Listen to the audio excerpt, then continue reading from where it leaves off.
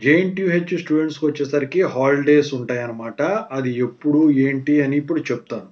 ముందుగా అయితే ఇంతవరకు ఈ ఛానెల్ సబ్స్క్రైబ్ చేసుకున్నోళ్ళు సబ్స్క్రైబ్ చేసుకొని, ఈ వీడియోని లైక్ చేసి, షేర్ చేయండి. మీకేమైనా డౌట్స్ ఉంటే కాల్ మీ 4 ద్వారా కాల్ చేయండి. తెలుగు ఇంజినీరింగ్ అడిక్షన్ టెలిగ్రామ్ ఛానెల్‌లో జాయిన్ అవ్వండి. ఈ వీడియోకైతే ఒక హైప్ ఇవ్వండి. ఇక టాపిక్‌లోకి వెళితే ముందు హాలిడే వచ్చేసరికి 14థ్ అంటే ఎల్లుండి మంగళవారం రోజు వచ్చేదానికి ఛాన్స్ ఉందండి. ఎందుకంటే రాష్ట్ర బంద్ ఉందండి దానికి.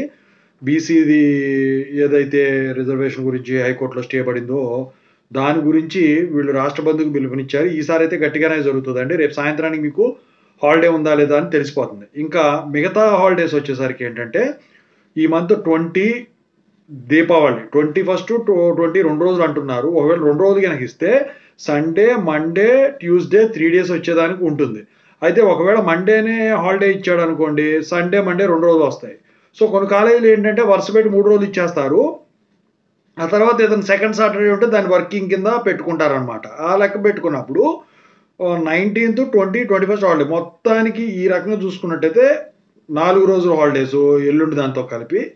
లేకపోతే 3 రోజుల హాలిడేస్. మొత్తానికైతే 3 రోజులైతే కన్ఫర్మ్ హాలిడేస్ అండి. 4 రోజులు మాత్రం ఇక అది డిపెండ్స్ అపాన్ ది కాలేజ్.